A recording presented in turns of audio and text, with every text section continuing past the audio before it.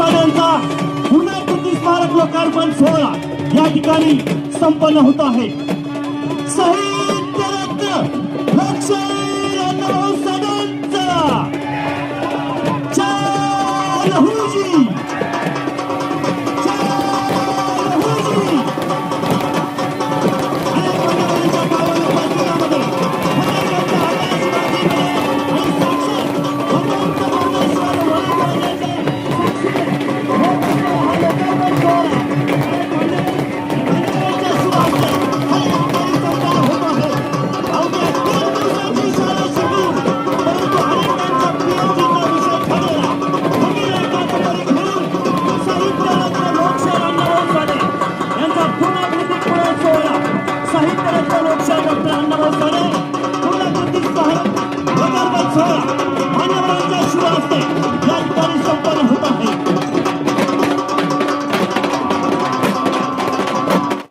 भर पावसातही उत्साहाला उदान, फटाक्यांची आतिषबाजी, फुलांची उधळण आणि लोकशाहीर अण्णाभाऊ साठेंच्या जयघोषाने दुमदुमलेला परिसर अशा जल्लोषपूर्ण वातावरणात लोकशाहीर डॉक्टर अण्णाभाऊ साठे यांच्या कोपरगाव शहरातील पूर्णकृती स्मारकाचा शासकीय लोकार्पण सोहळा अखेर संपन्न झाला। राज्याचे जलसंपदा व आपत्ती व्यवस्थापन मंत्री गिरीश महाजन यांच्या शुभ हस्ते स्मारकाचे लोकार्पण करण्यात आले।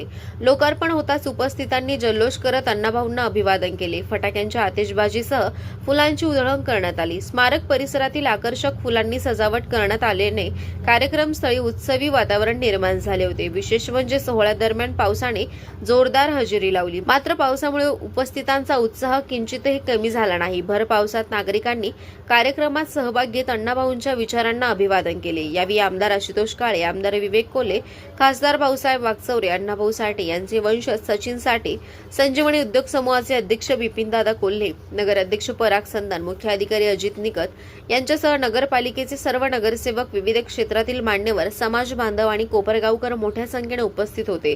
वंचित, शोषित आणि कष्टकरी समाजाच्या व्यथा आपल्या साहित्याच्या माध्यमातून मांडणाऱ्या अण्णाभाऊंच्या स्मृतींना अभिवादन करणारा हा सोहळा कोपरगावच्या इतिहासात विशेष ठरला। लोकशाहीर अण्णाभाऊ साठेंच्या विचारांची मशाल पुढील पिढ्यापर्यंत पोहोचवण्यासाठी हे स्मारक प्रेरणास्थान ठरणार असल्याची भावना यावेळी व्यक्त करण्यात आली आहे। कोपरगाव एक्सप्रेस न्यूजसाठी सुनील ससाने, कोपरगाव। कारण माजी मंत्री शंकररावजी कोल्हे साहेब यांनी मातंग समाजाचा पहिला मेळावा कोपरगाव मध्ये 1976 साली घेतला होता आणि त्यानंतर 1980 ला अण्णाभाऊ साठे यांचा सर्वात पहिला पुतळा बनवण्यासाठी त्यांनी प्रयत्न केले।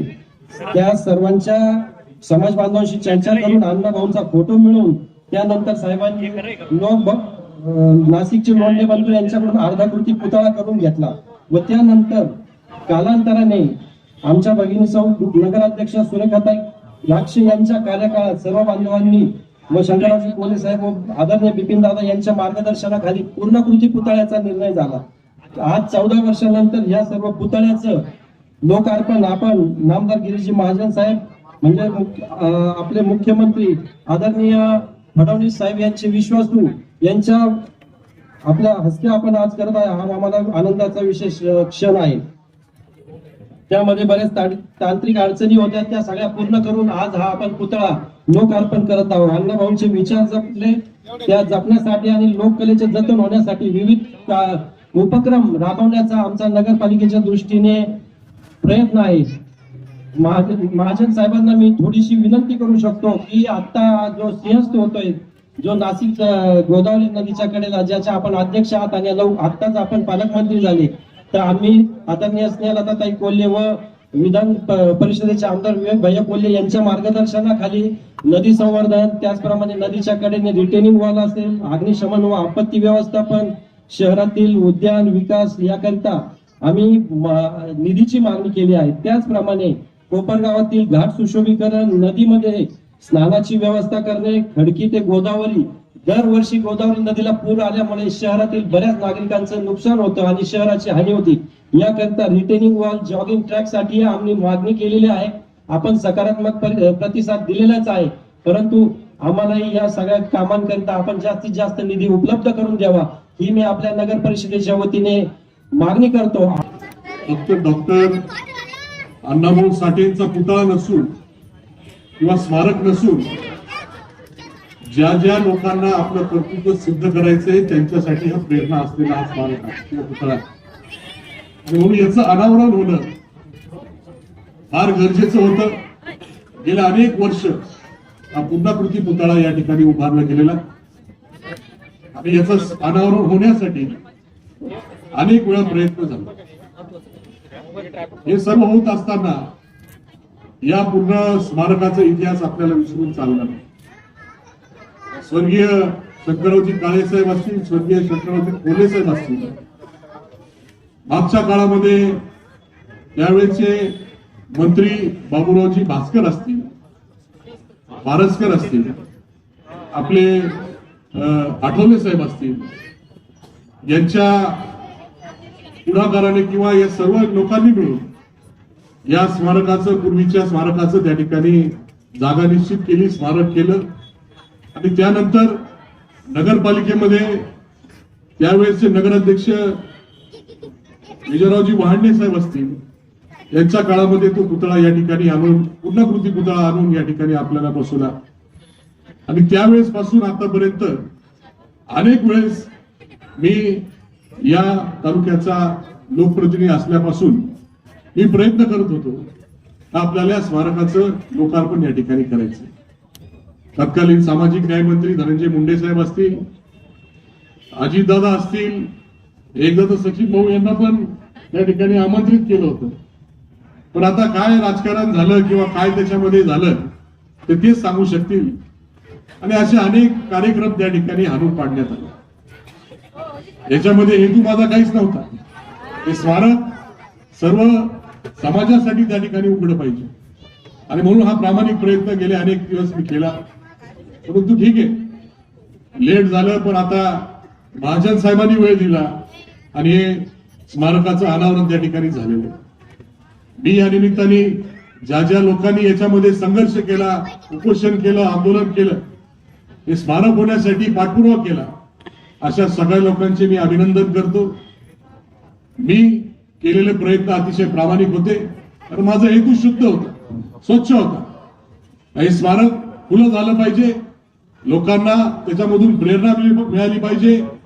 जे विचार डॉक्टर अण्णाभाऊ साठेंनी आपल्याला आपल्या जीवनासाठी दिलेले आहेत, त्या विचारांची प्रेरणा घेऊन अनेक पुढे लोक घडले पाहिजे. आणि म्हणून हा पवित्र हेतू ठेवून हे स्मारकाचं अनावरण होण्यासाठी अनेक वेळ प्रयत्न केले, पण त्यावेळेस झाले नाही.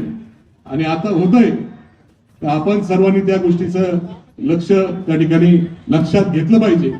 तर आपण सर्वजण ते लक्षात घेऊन पुढचं आपलं जे काही कार्य असेल त्या पद्धतीने आपण पार पाडाल अशी अपेक्षा व्यक्त करतो. विचार मंचावरून मी मान्य साहेब हे मंत्रिमंडळातले अत्यंत महत्वाचे नेते आणि महायुतीचे अतिशय मोठे नेते या ठिकाणी बसलेले आहेत की आरक्षणाचा वर्गीकरणाचा विषय सुरू आहे आणि तो शासनाच्या अंतिम टप्प्यामध्ये स्वतः माननीय मुख्यमंत्री महोदयांनी ही घोषणा केलेली आहे की जो गरीब आहे, जो लाभवंचित आहे, त्याला न्याय मिळाला पाहिजे आणि म्हणून त्याला न्याय मिळण्यासाठी त्याला पुढे आणण्याची भूमिका शासनाची. पण 1 ऑगस्ट 2024 ला सुप्रीम कोर्टाचा एक निर्णय आहे की त्या राज्यांमध्ये तो त्या राज्याच्या प्रमुखांनी निर्णय घ्यायचा आहे आणि अनुसूचित जातीच्या आरक्षणाचं वर्गीकरण करून टाकायचं. तेलंगणामध्ये, कर्नाटकमध्ये, हरियाणामध्ये, पंजाबमध्ये सगळीकडे झाले, महाराष्ट्रामध्ये का लागू होत नाही असा मोठा प्रश्न आहे. प्रचंड मोठी आंदोलनं उभी राहिलेली आहेत, पण हे होत नाही.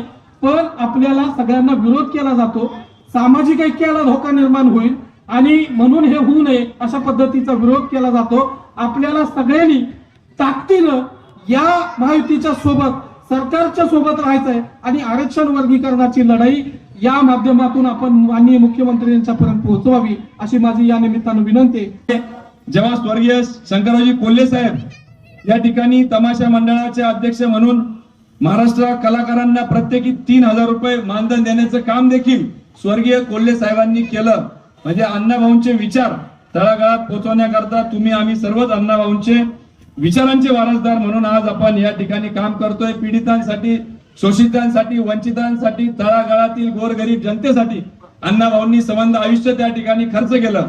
1.5 दिवस शाळा शिकलेल्या अण्णाभाऊंचं साहित्य आता प्रत्येक शाळेमध्ये त्या ठिकाणी शिकवलं जातं. हीच त्यांच्या विचारांची खरी ताकद आहे.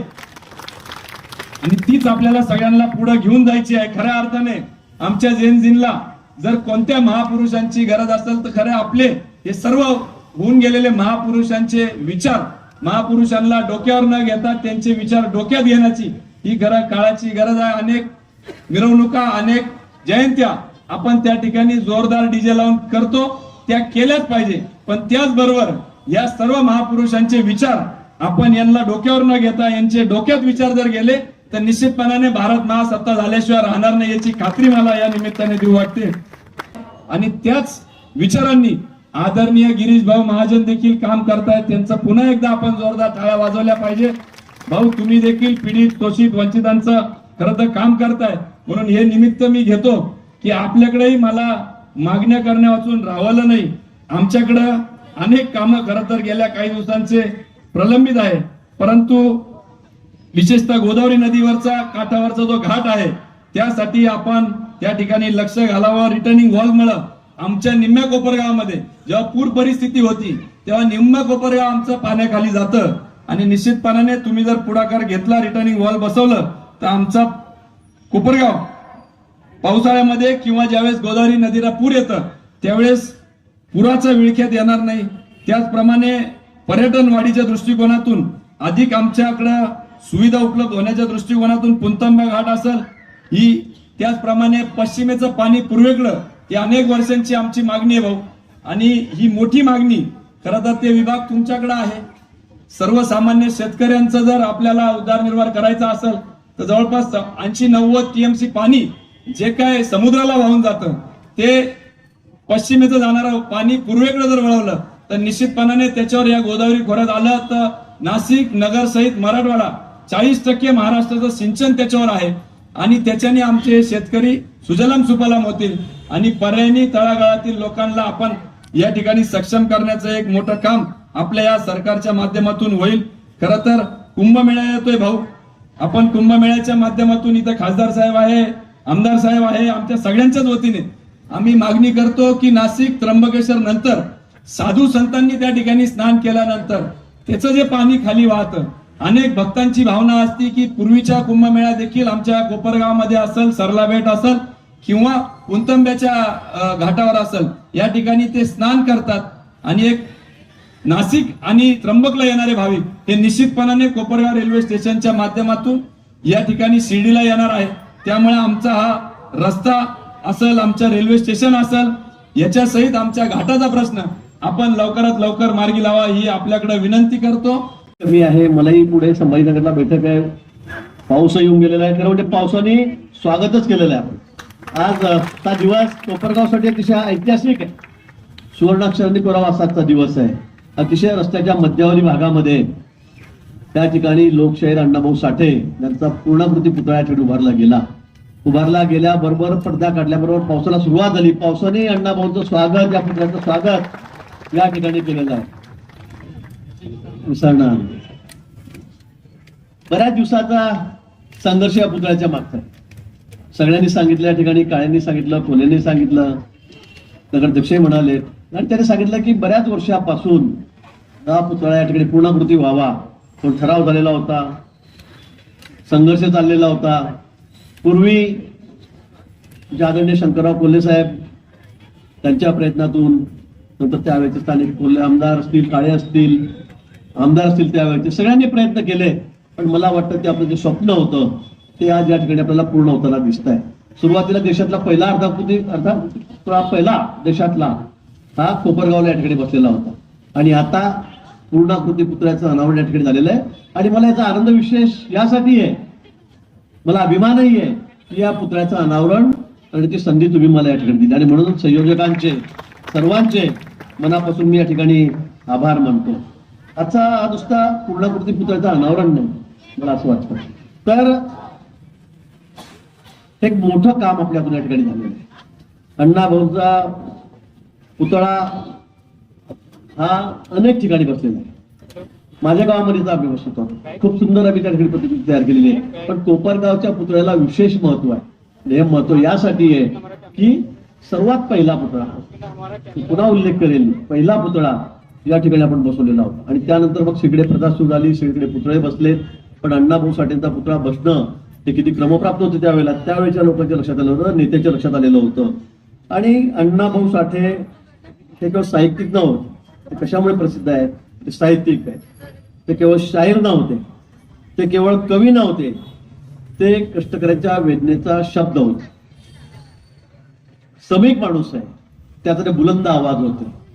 अण्णाभाऊंनी कविता केल्या, पोवाडे केले, साहित्य लिहिलं, हे काही करमणूक म्हणून नाही केलं की टाइमपास म्हणून कुठेतरी वाचावं, विरंगुळा करावा यासाठी पोवाडे म्हटले नाही. तर त्यांनी आपल्या शब्दांमधून श्रमिक माणसाचा आवाज, कष्टकरी माणसाचा आवाज या ठिकाणी बुलंद केला आणि म्हणून त्याला विशेष महत्व आहे.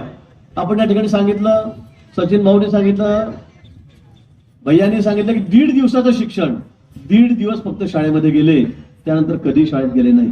बहिणाबाई आमच्या उत्तर महाराष्ट्रातल्या जळगावच्या आहेत, त्या सुद्धा शाळेत गेल्या होत्या. त्यांना लिहिता येत नव्हतं, पण त्यांनी सल खानदेशी गाणी अशी म्हटलेली की ती जगभर देशभर प्रसिद्ध झाली. आणि म्हणून शिक्षणाने माणूस मोठा होतो, निश्चित मोठा होतोच, पण शिक्षणाशिवाय सुद्धा माणूस मोठा होऊ शकतो. हे अण्णाभाऊंनी या ठिकाणी आपल्याला दाखवून दिलेलं आहे, समाजाला दाखवून दिलेलं आहे. आज नुसत्या देशभर नाही तर सर्व जगभर अण्णाभाऊ साठेंचे पुतळे, पूर्णाकृती पुतळे या ठिकाणी आहेत. सचिन भाऊनी खरं सांगितलं की रशियामध्ये, बाहेर एवढ्या मोठ्या देशामध्ये अण्णाभाऊ साठेंचा पुतळा देवेंद्र फडणवीस साहेब त्यावेळेला मुख्यमंत्री होते, त्यांनी त्या ठिकाणी जाऊन बसवलेला आहे. म्हणजे किती मोठा नावलौकिक, किती मोठं कार्य त्यांचं असेल. कसं चालेल या देशाला आपल्याला सर्वोच्च स्थानी द्यायचं आहे, महासत्ता करायचं आहे. मोदीजींचं स्वप्न ज्यावेळेला देशाला 100 वर्ष होतील, 2047 मध्ये आजपासून 20 वर्षांनी, त्यावेळेला देश जगातला 1 नंबरचा देश असला पाहिजे, 1 नंबरचा राष्ट्र असला पाहिजे. ते मोदीजींचं स्वप्न आहे. त्या दिशेने आपण चाललोय, विकसित देश राष्ट्राच्या दिशेने आपण चाललेलो आहे, आगेकूच चाललेली आहे. पण आमची तरुण पिढी, ज्यांच्या भरोश्यावर आम्ही उद्याचा देश बघतो आहोत, त्या देशाचं भविष्य तुम्ही आहात आणि तुम्ही अशा पद्धतीने जर व्यवस्थाधीन झालात तर मग काय होणार, काय होणार? मला खरं भीती वाटते. परवा आपण टीव्हीवर बघितलं असेल, पुण्यामध्ये 7वीचा मुलगा, 7वीच्या वर्गात कॅमेरे लागलेले होते म्हणून दिसलं, कागदावरती ते काय कोकीन फाकीन काय असं पांढरं ते घेतलं आणि ते कागद बघून ओढतोय. आता हे तर आपल्यालाही माहित नाही, ते 7वी 8वीच्या मुलाला कसं माहिती?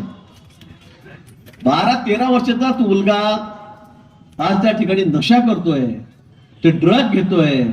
मला वाटतं हा कुठे जाणारा समाज, हा कुठे चाललो आहोत आपण? आणि म्हणून मला असं वाटतं की या देशाला खऱ्या अर्थाने आपल्याला बलशाली करायचं असेल, जगात सर्वोच्च द्यायचं, सर्वस्थानी द्यायचं असेल, तर मला वाटतं तरुणाची पिढी कशी असली पाहिजे? तर व्यायाम करा, चांगलं खा, चांगलं प्या. शर्यत दारूमध्ये काय करता? मी तर 1 क्वार्टर मारतो घरी, दुसरा तुम्ही तर 2 क्वार्टर मारतो, तिसरा तुम्ही तर पुरा बंफर उतरतो, मग काय होतं? मी तसंच घरी जातो, बंफर म्हणून घरी जातो. आणि ऍक्सिडेंट झाला की चाललं उच्च दगडा करून गेला, घर उघडं. पण स्पर्धा कशी असली पाहिजे? व्यायामाची असली पाहिजे. तू 10 किलोमीटर पळतो, मी 15 किलोमीटर पळतो. तू काय 100 नमस्कार करतो, मी 200 घालतो. बैठक तू 200 मारतो, मी 400 मारतो. वजन किती उचलतो तू वेट लिफ्टिंग करून? त्याच्यामध्ये स्पर्धा असली पाहिजे. तो स्पर्धा आजकाल दारूमध्ये, तंबाखूमध्ये, ड्रग्जमध्ये, मला वाटतं हे काही भूषणाव नाहीये, हे भूषणाव नाहीये. आणि म्हणून माझं तरुण पिढीला सांगणं आहे की तुम्ही आज आपण अण्णाभाऊ साठेंचं या ठिकाणी पूर्णाकृती पुतळा उभा केलेला आहे, तो आपल्याला प्रेरणा देणार आहे. आज आपण सगळ्यांनी शपथ घ्या की मी आजपासून दारू पिणार नाही. घेणार आहेत का?